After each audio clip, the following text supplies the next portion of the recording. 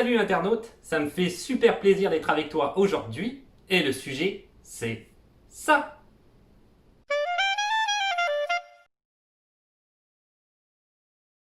Alors aujourd'hui une petite vidéo concernant les CHSLD. Alors tout d'abord avant de commencer, je ne sais pas ce que ça donne, je vais le voir au montage j'imagine, mais il fait pas super beau aujourd'hui donc c'est clair que j'ai mon petit éclairage qui me sert à faire des vidéos mais j'espère que pour le reste ça va quand même être assez visible. Alors, les CHSLD, déjà, je vais peut-être un petit peu spécifier, ce sont, comme on dit, des centres d'hébergement et de soins de longue durée CHSLD. J'en avais parlé récemment et Jean-Michel sur la chaîne dans les commentaires m'avait corrigé. Je ne sais plus comment j'avais appelé ça, je n'avais pas appelé ça centre d'hébergement. Et il m'a corrigé avec raison, car j'avais tort. Ce sont bien des centres d'hébergement et de soins de longue durée. Alors pourquoi est-ce que je veux parler des CHSLD plus particulièrement aujourd'hui, je te dirais, parce que cette semaine, c'est pas mal une polémique qui est ressortie dans l'actualité québécoise.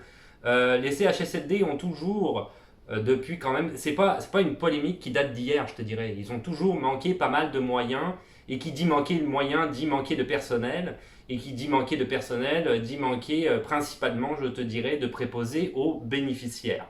Donc, la polémique est sortie, évidemment, il y a eu l'histoire du coronavirus et le gouvernement est rentré dans certains CHSLD qui ne sont pas conventionnés, qui sont donc privés. Je vais rentrer en détail un petit peu sur comment ça fonctionne ici. Et ils ont trouvé une horreur absolue, des personnes âgées qui étaient déshydratées, des personnes âgées qui n'avaient pas de toilette ou d'hygiène depuis plusieurs jours, voire semaines. Dont on ne s'occupait pas. Donc c'était quand même très... voilà, c'était proche des camps de concentration, je te dirais. À ce point-là. Peut-être un petit peu extrême dans mon explication, mais vraiment proche. C'était vraiment horrible. Donc là, évidemment, l'opinion publique en a pris conscience, mais c'est quand même un problème qui existe. Ça, c'est sûr que c'est un peu un exemple extrême, mais c'est un problème qui existe depuis longtemps. Ils n'ont pas assez de moyens, ils n'ont surtout pas assez de personnel. Donc voilà, les personnes âgées ne sont pas nécessairement très bien traitées dans les CHSLD. D'où l'importance peut-être de faire la vidéo aujourd'hui. Donc dans cette vidéo, tu vas voir, je vais t'expliquer c'est quoi exactement les CHSLD. Voyons, je vais y arriver. CHSLD, c'est facile. Je vais t'expliquer en détail c'est quoi, comment ça fonctionne, c'est quoi les tarifs pour une personne qui voudrait rentrer dans un CHSLD et par la suite te rappeler, parce que je l'avais déjà expliqué dans une vidéo précédente, la formation de préposé aux bénéficiaires. C'est quoi le type de formation qui t'est offerte, à savoir qu'il y a une formation à l'heure actuelle gouvernementale qui a été donnée à cause du coronavirus, donc une formation un petit peu plus accélérée. On va revenir là-dessus, je vais en reparler et ça va te donner un petit peu un portrait comme ça général de ce qui se passe dans les CHSLD et éventuellement peut-être te dire bah oui c'est un emploi qui me convient ou non, finalement ce n'est pas un emploi qui me convient du tout. Ça va te donner peut-être un avis plus éclairé sur la situation. Comme je te le dis, il y a des gens, je vais finir avec ça, des amis à ma compagne qui l'ont dit, ils travaillent comme préposés aux bénéficiaires.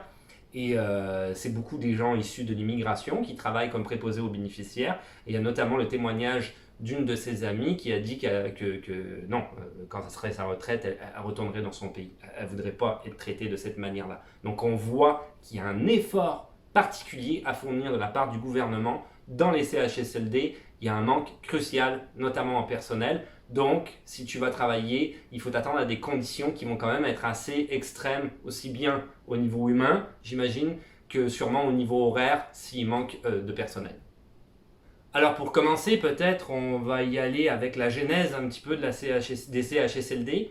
Alors dans les années 60, il y avait des résidences qui étaient en fait plus particulièrement des hospices qui étaient tenus par les religieuses.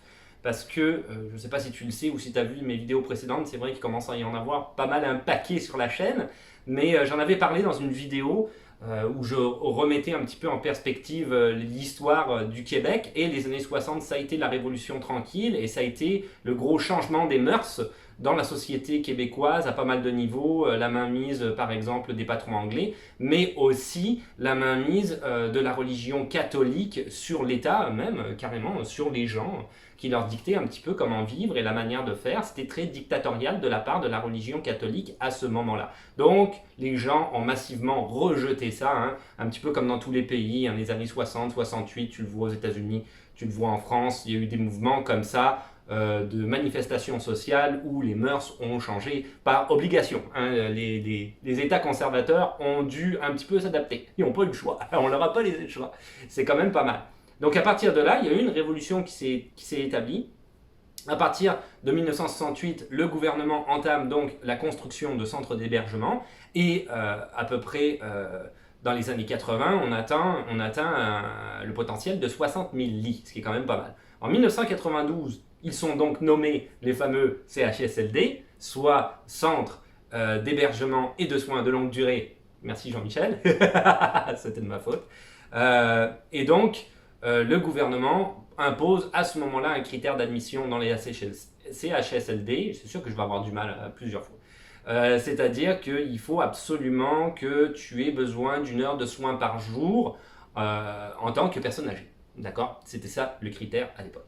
Alors ça, c'est ne pas confondre avec les soins palliatifs. Les soins palliatifs, c'est complètement autre chose. Hein. C'est des gens qui ne sont pas nécessairement des personnes âgées, qui peuvent l'être, mais pas nécessairement, et qui ont besoin réellement de soins récurrents parce qu'ils sont, par exemple, atteints d'un certain type de cancer, en phase terminale ou pas, tout type de maladie que tu peux imaginer, qui ont besoin de soins palliatifs. Donc je te donnerai l'exemple juste à côté de l'hôpital, le nouvel hôpital, hein, qui date de quoi, 7-8 ans, je ne sais pas, je me souviens plus, mais il est quand même assez récent, de Repentigny, qui lui est d'ailleurs consacré aux soins palliatifs. Il y a toute une aile assez importante consacrée aux soins palliatifs. En tant que préposé aux bénéficiaires, et c'est ça qui est intéressant, c'est que c'est là où je voulais en venir, tu vas pouvoir travailler soit dans un CHSLD ou justement aux soins palliatifs. Tu peux aussi travailler dans ces départements-là, départements, je vais dire, d'hôpitaux, ou alors aussi en RPA, ce sont les résidences privées pour aînés. Donc ça, c'est ce qu'on appelle des CHSLD non conventionnés.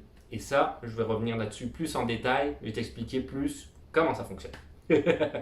Donc rentrons un petit peu dans l'univers technique de ce que c'est au niveau des CHSLD, RPA, etc.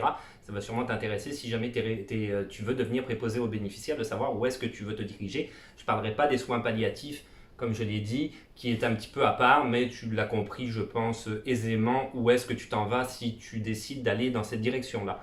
Alors, tu vas avoir des RPA, donc des résidences privées pour aînés, qui donnent des services de base, soit en fait repas, il va y avoir un service de sécurité en bas, certains loisirs, une aide domestique qui sera donnée. Des RPA offrant également la distribution de médicaments, des RPA offrant des services d'assistance personnelle et des RPA offrant des soins infirmiers. Okay, donc ça, c'est pour les non conventionnés. On va revenir tout de suite là-dessus. Donc tu vas avoir des CHSLD qu'on dit publics, donc ça, eux, ils sont complètement gérés par le gouvernement. Tu vas avoir des CHSLD conventionnés. Okay, donc ça veut dire qu'ils sont dirigés par des particuliers propriétaires de leur immeuble et subventionnés entièrement par le ministère de la Santé et des Services sociaux, qui leur octroie donc un permis. Mais attention, eux, ils ont une ligne directrice à suivre et ils vont avoir un peu comme les CHSLD publics, une tarification, un règlement qui va être le même pour tous les CHSLD. Ils ne pourront pas faire ce qu'ils veulent. Et ensuite, tu as les CHSLD non conventionnés, donc les RPA dont je viens de parler. Alors eux, règles, critères, prix sont fixés pas mal par le propriétaire. Alors c'est là où d'ailleurs, j'en ai parlé en début de vidéo, il y a eu une polémique au moment du coronavirus avec un de ces CHSLD donc privé, RPA si tu veux. Le gouvernement est rentré parce que le gouvernement peut quand même aller de temps en temps, aller vérifier si tout va bien. Il a le droit de rentrer dans n'importe lequel. Donc privé ou pas privé. Juste pour aller regarder si tout fonctionne selon les critères de la santé. Et là, et voilà, c'est là où ils se sont rendus compte que ça allait pas du tout. Je ne redirai pas ce que j'ai dit en début de vidéo. Alors, le placement en CHSLD doit se faire toujours avec le consentement de la personne. Voilà, c'est pas, tu l'amènes pas là pour dire je me débarrasse de lui, c'est fini, ou de elle, c'est fini, mon père ou ma mère, parce que j'en peux plus. Non, ça fonctionne pas comme ça. Il faut quand même qu'il y ait le consentement de la personne absolu. Et pour la maladie d'Alzheimer, ou toutes ces maladies-là, de ce type-là, il est conseillé en fait de demander à la personne dans les premiers stades de la maladie afin qu'elle puisse prendre elle-même sa décision. Les établissements publics et non conventionnés sont pris en charge, alors les soins et tous les prix, etc., comme j'ai dit, sont pris en charge par l'État, mais la RAMQ, la Régie de l'assurance maladie du Québec, demande aux bénéficiaires, par contre, de contribuer financièrement au coût de leur hébergement et de leur nourriture. Et ça, je vais te l'expliquer en détail maintenant avec les tarifs. Ça va te donner un petit peu une idée quand même du prix. C'est quand même pas mal. Honnêtement, c'est quand même pas mal. Quand tu es une personne retraitée, on s'entend que pour la plupart du temps, tu roules pas sur l'or. On est dans des sociétés comme ça où quand tu es à la retraite, c'est rare que tu sois super riche. Il faut toujours que tu mettes un petit peu d'argent de côté en plus de toucher ta retraite. Donc quand tu vas voir les tarifs, tu vas voir que c'est quand même pas, voilà, c'est pas abordable quand même, honnêtement. Donc, on aborde les chiffres et c'est ce que je disais qu'il y a une contribution financière. Je vais te détailler c'est quoi la contribution financière exactement de la part des adultes qui sont hébergés et dans les CHSLD. Mais attention, c'est plafonné de toute façon par le gouvernement. C'est un montant mensuel maximum qui est établi par la RAMQ et celui-ci est réévalué en fait chaque année. Donc c'est la grosse différence entre ces établissements-là, où il y a un montant qui est fixé, qui ne peut pas différer, c'est impossible, c'est toujours le même montant, en tout cas pour l'année en cours, et les RPA ou les CHSLD non conventionnés, c'est-à-dire privés, qui eux vont faire un petit peu ce qu'ils veulent. Alors contribution financière, 1946,70 $ pour une chambre individuelle, c'est-à-dire totalement privée pour une personne. Je me souviens du papy de ma compagne, lui c'était ça qu'il payait, il avait vraiment une chambre à part. Il avait une sorte de petit appartement en fait, tu rentrais, c'était pas mal du tout. Petit appartement et tout, c'était tout à lui, c'était fermé, il était seul là-dedans avec sa petite cuisine, etc. Et il se gérait lui-même. Ensuite, 1626,30 $, alors ça c'est chambre à 2 lits semi-privés, donc tu partages les lieux. Et 1212,70 $, chambre à 3 lits ou plus, donc là c'est le gros partage, hein, on s'entend, tu n'as pas du tout d'espace privé. On parle en moyenne quand même d'un montant de 23 400 $ par année, c'est quand même pas mal, c'est une moyenne mais c'est quand même pas mal. Alors ces gens-là ont quand même des exonérations qui sont possibles. Donc on va parler par exemple de 1252 $ si le résident a un conjoint non hébergé, qui est à l'extérieur, donc il va avoir une exonération du coût du prix de la contribution financière. 629 $ pour tous les enfants qui sont à charge de 18 ans ou plus. Donc ça veut dire par exemple si tu as des enfants qui sont atteints de certains syndromes mentaux ou je ne sais pas quoi, déficience mentale, qui sont encore à charge. Mais là, à ce moment-là, tu vas avoir une exonération. 629 $, 501 $, pardon, 629 $, je l'ai dit, 501 $ pour chaque enfant à charge de 17 ans ou moins. Donc, par exemple, tes enfants sont morts et c'est tes petits-enfants qui sont là et c'est toi qui les avais à charge. Donc, tu vas avoir une exonération par rapport à ça. La contribution financière, je vais apprendre à parler. Hein. J'ai toujours des problèmes dans chaque vidéo. Faut que je fasse des exercices d'articulation avant de faire la vidéo. C'est pas possible. Comme les acteurs. Contribution financière. Alors ça comprend, je l'ai dit tout à l'heure, logement, nourriture, mais ça comprend aussi soins et médicaments par le médecin, hein, qui sont prescrits par le médecin, pas des médicaments génériques, hein, on s'entend.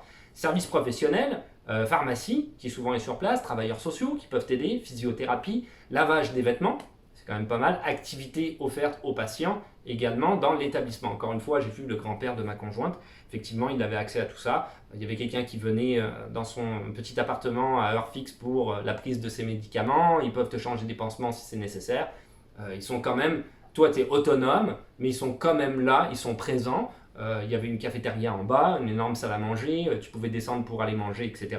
Tu avais un frigo, tu pouvais aussi t'acheter de la bouffe, mais attention, ça c'est à tes frais. Si tu descends en bas, c'est pas de l'argent que tu as à payer en plus, c'est compris dans la contribution financière que tu dois. Alors après, pour les dépenses assumées par l'usager, c'est comme je disais, si tu vas acheter de la bouffe à l'extérieur, que ce soit au supermarché, ou même juste te faire livrer de la bouffe comme ça de fast-food, c'est toi qui vas payer, c'est un petit peu évident. Le téléviseur, c'est pas gratuit a priori, je sais pas pourquoi. Coiffure, c'est même chose, c'est toi qui dois te démerder avec ça. Téléphone n'est pas pris en charge non plus. Tout ce qui est articles de soins personnels, cosmétiques, etc. Tu l'auras compris, c'est à peu près tout ça. Donc voilà, c'est ça les tarifs. C'est comme ça que ça se passe pour les personnes âgées ici, c'est ça les choix qu'elles ont si elles ne veulent plus vivre dans leur résidence, si elles veulent absolument être proche comme ça des services, comme là, dans tous ces CHSLD-là, il va y avoir des infirmières, il va y avoir des travailleurs sociaux, il va y avoir énormément de personnel qui vont être directement sur place dans les établissements. Donc tu as un accès direct à ces gens-là quand tu es plus trop sûr de toi. Mais comme je l'ai dit, tu vas avoir différentes variantes dans tous ces CHSLD-là. Du premier, j'ai du mal avec CHSLD, hein, du premier qui est autonome. Donc comme je te disais, le grand-père de ma conjointe qui avait son petit appartement privé, et à part le fait que quelqu'un venait pour la prise de médicaments et voir si tout allait bien, sinon il était complètement autonome. Et après tu as semi-autonome jusqu'à quasiment pas autonome du tout. Donc on a vraiment toutes les variantes à ce niveau-là. C'est comme ça que ça marche. Maintenant, on va rebondir sur les formations pour préposer aux bénéficiaires. Alors, avant de peut-être parler de la formation, on va déjà peut-être définir tout simplement c'est quoi un préposé aux bénéficiaires. C'est quand même très important.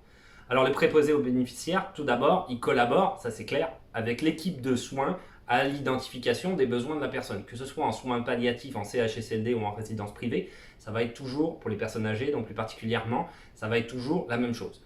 Tu vas devoir aider les personnes à se déplacer. Donc si par exemple tu es en soins palliatifs et que tu as une personne paraplégique, ça va être toi qui vas devoir lui faire faire certains mouvements, le déplacer d'une place à une autre, etc. Et même chose par exemple pour une personne âgée qui aurait de la difficulté à se déplacer, un déplacement réduit. Aider à prendre le repas si besoin, toujours la même chose. Aider les bénéficiaires à faire leur toilette, hein, ça aussi au besoin, ça aussi tu peux être effectivement affecté à un endroit comme aux soins palliatifs où la personne est dans, je sais pas, peu importe, elle est plus autonome du tout, et là à ce moment-là c'est toi qui dois l'aider à faire sa toilette. Aider pour la prise de médicaments, j'en ai parlé tout à l'heure, ou même changer des pansements, tout ce genre de choses-là que tu peux imaginer. Ça c'est très important, assurer une présence humaine réconfortante. Le préposer aux bénéficiaires à sa place sociale dans l'univers des soins médicaux, c'est la personne qui est là le plus souvent qu'une infirmière, plus souvent qu'un médecin. Tu es tout le temps au contact avec ces personnes-là. Il y a beaucoup de personnes âgées, et c'est très triste, qui ne voient plus du tout leur famille. Leur famille les ont complètement délaissées. Tu vas être le seul contact humain que ces gens-là vont avoir tous les jours de manière régulière. Donc c'est hyper important. Ça, c'est la partie peut-être que je dirais la plus importante. C'est ce côté-là, un petit peu social. Moi, je ne veux pas me retrouver tout seul comme ça, isolé de ma famille, avec en plus quelqu'un qui vient pour faire mes soins, on va dire, alors quand je serai rendu une personne âgée, et qui me tire la gueule et qui me traite mal, quoi. Ça serait juste horrible, c'est quasiment de la torture. Donc ça, c'est vraiment, vraiment important. Et évidemment, ça va avec, j'imagine, stimuler l'autonomie de la personne et sa socialisation. Donc l'aider peut-être à se faire des amis, si une personne aigrie un petit peu comme ça, il y en a beaucoup dans les maisons de retraite, d'essayer de faire en sorte, regarde, il y a d'autres amis, etc. On va jouer au tarot, je sais pas quoi. On va faire des activités, on va faire des choses.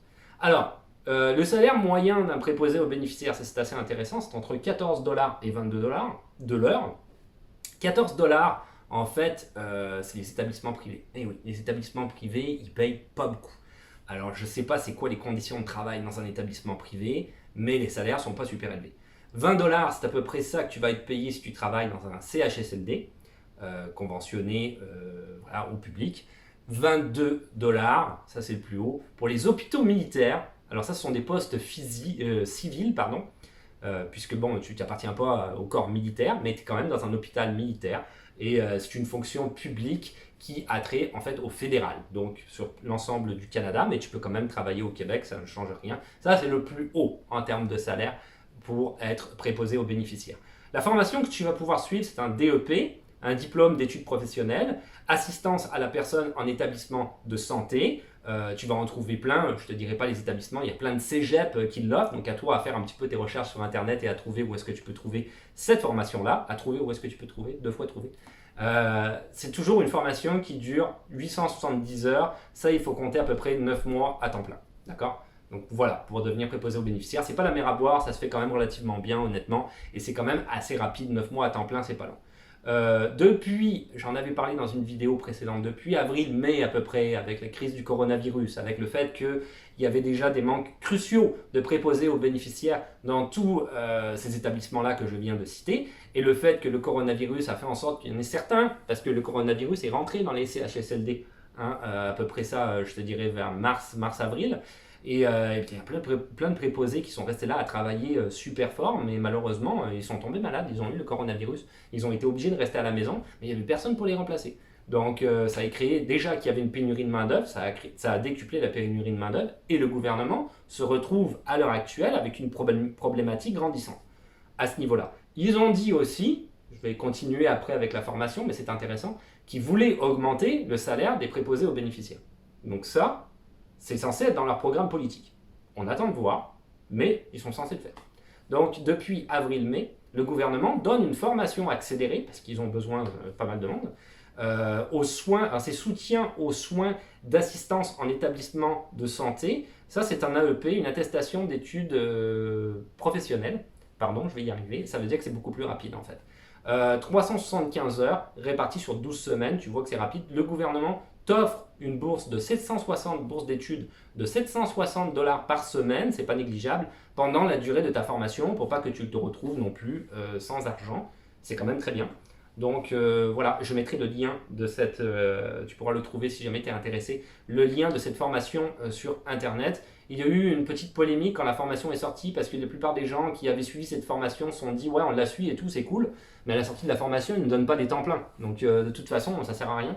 Je pense que ça, il faudrait que tu te renseignes, mais il me semble que ça avait fait polémique, j'aime ça le terme polémique en ce moment, aujourd'hui. C'était peut-être il y a 2-3 mois je te dirais, donc je pense que ça s'est résolu. Depuis, tu fais la formation et tu aboutis à quelque chose, ce qui n'était pas le cas au départ. Donc, c'est un petit peu ça, les formations préposées aux bénéficiaires. Tu vois que c'est un job qui est quand même très important, très très important, qui moi je dirais pas assez payé par rapport à la tâche qui t'incombe, et ça devrait être plus payé, mais le gouvernement, comme je t'ai dit, travaille là-dessus. Donc, si tu es intéressé, c'est là qu'il faut que c'est par là qu'il faut que tu te diriges, tout ce que j'ai pu expliquer, notamment au niveau des formations. Et ces gens-là, ces personnes âgées-là, je te dirais, ont vraiment besoin de présence humaine pour la plupart. Donc c'est quand même très important comme travail. Je terminerai là-dessus. Et voilà, c'est tout pour aujourd'hui. Donc c'était cette vidéo en ce qui concernait les CHSLD. J'espère que ça t'aura un petit peu éclairé sur l'univers des CHSLD si tu es intéressé à suivre la formation de préposé aux bénéficiaires ou si simplement tu te demandais comment ça fonctionnait ici au niveau des maisons de retraite. Donc voilà, j'ai terminé la vidéo. Peut-être pour parler un petit peu d'autre chose, tu as pu le remarquer, le week-end dernier, il n'y a pas eu du journal des bonnes nouvelles. Ma vie a changé, donc j'ai plus le temps malheureusement à consacrer à ça. Ceci étant dit, je sais qu'il y a quand même pas mal de monde qui aime ça, ce format-là de vidéo. Donc je vais continuer à le faire. Je vais sortir à peu près, à partir de maintenant, une vidéo par semaine. Là, ça va être mercredi, donc à peu près chaque mercredi, je vais sortir une vidéo. Et je trouve du temps dans la vie de tous les jours pour le faire. Et du coup, je vais quand même à un moment donné intercaler un journal des bonnes nouvelles dans une des semaines. Je vais réussir à trouver le temps de le faire. J'ai quitté mon emploi parce que les conditions de travail sont insupportables avec, avec le coronavirus. Le gouvernement se fout de notre gueule dans les établissements scolaires, faut dire ce qui est, c'est n'importe quoi. Donc j'ai dû par la force des choses quitter mon emploi. J'ai quelqu'un à la maison, ma conjointe ne rentrerait pas dans les détails de ma vie privée, mais qui est plus à risque, comme beaucoup de gens qui ont le diabète ou autre. Par rapport au coronavirus, je ne peux pas le ramener à la maison, c'est impossible. Donc à partir de là, j'ai pas eu le choix. Les deux ensemble, j'ai pas eu le choix. Ma vie s'est complètement transformée, j'ai pris un virage à gauche. Je travaille de la maison, mais je suis super occupé. Donc j'essaie de trouver là-dedans, dans mon organigramme, je vais chercher mon garçon à l'école aussi. Tout le temps. Le matin, je l'amène pour pas qu'il fasse le service de garde, pour pas qu'il ramène le coronavirus encore une fois à la maison. Je vais le chercher le midi, je retourne, je lui fais à manger, je retourne, je le ramène, je reviens le chercher le soir, etc. Et là-dedans, j'arrive à trouver du temps pour faire mon travail, et à trouver du temps pour faire des vidéos, et à trouver du temps pour aller aussi, parce que c'est moi qui dois le faire, aller faire les courses au supermarché et tout le reste de la vie de tous les jours. Donc je peux plus faire le journal des bonnes nouvelles, tout ça pour dire ça le week-end, et 2 vidéos par semaine. Donc j'ai réduit à 1 vidéo par semaine, mais je vais l'intercaler dans les vidéos. Et voilà, j'ai fini à dire ce que je voulais dire. C'était beaucoup de détails, peut-être inutiles, désolé. Après, pour le reste, si tu veux t'abonner, parce que c'est plus facile de savoir quand est-ce qu'une nouvelle vidéo va sortir, des questions, des suggestions ou des commentaires dans les commentaires, bien entendu. Le compte Instagram qui existe toujours et que j'actualise, tu l'auras bien vu. Et un petit pouce bleu, parce que ça fait toujours plaisir. T'as remarqué mon petit, je l'ai déjà dit, je pense, la vidéo précédente, je sais pas, je suis gaga en ce moment. Je fais trop de choses en même temps. Petit bouton d'abonnement et tout, je trouve super cool. J'ai changé un peu le design. Je l'ai mis sur Instagram, j'ai trouvé le truc Bitmoji, ça s'appelle, je sais plus, un truc comme ça, je m'en souviens plus.